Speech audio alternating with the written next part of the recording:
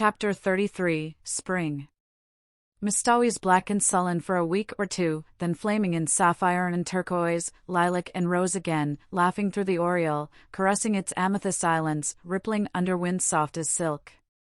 Frogs, little green wizards of swamp and pool, singing everywhere in the long twilights and long into the nights, islands fairy-like in a green haze, the evanescent beauty of wild young trees in early leaf, frost-like loveliness of the new foliage of juniper trees, the woods putting on a fashion of spring flowers, dainty, spiritual things akin to the soul of the wilderness, red mist on the maples, willows decked out with glossy silver pussies, all the forgotten violets of Mistawi's blooming.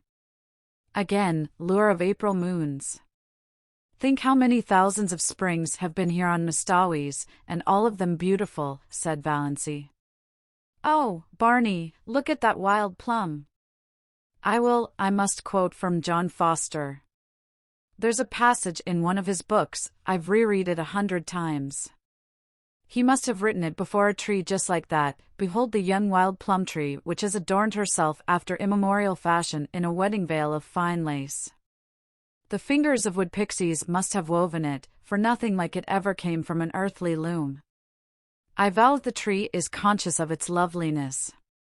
It is bridling before our very eyes, as if its beauty were not the most ephemeral thing in the woods, as it is the rarest and most exceeding, for today it is and tomorrow it is not. Every south wind purring through the boughs will winnow away a shower of slender petals. But what matter? Today it is queen of the wild places, and it is always today in the woods. I'm sure you feel much better since you've got that out of your system, said Barney heartlessly. Here's a patch of dandelions, said Valancy, unsubdued. Dandelions shouldn't grow in the woods, though. They haven't any sense of the fitness of things at all. They are too cheerful and self-satisfied. They haven't any of the mystery and reserve of the real wood flowers. In short, they've no secrets, said Barney. But wait a bit. The woods will have their own way even with those obvious dandelions. In a little while all that obtrusive yellowness and complacency will be gone, and we'll find here misty, phantom-like globes hovering over those long grasses in full harmony with the traditions of the forest. That sounds John Fosterish, teased Valancy. What have I done that deserved a slam like that? Complained Barney. One of the earliest signs of spring was the renaissance of Lady Jane. Barney put her on roads that no other car would look at, and they went through Deerwood in mud to the axles. They passed several Sterlings, who groaned and reflected that now spring was come they would encounter that shameless pair everywhere.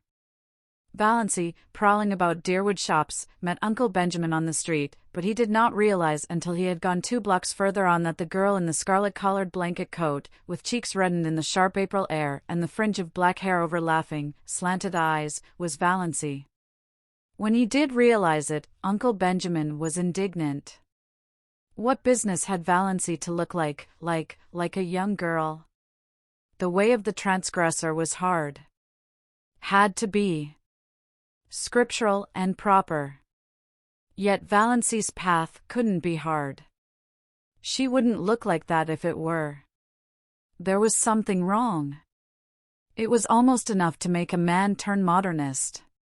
Barney and Valancy clinged onto the port so that it was dark when they went through Deerwood again. At her old home Valancy, seized with a sudden impulse, got out, opened the little gate and tiptoed around to the sitting-room window. There sat her mother and Cousin Stickles drearily, grimly knitting.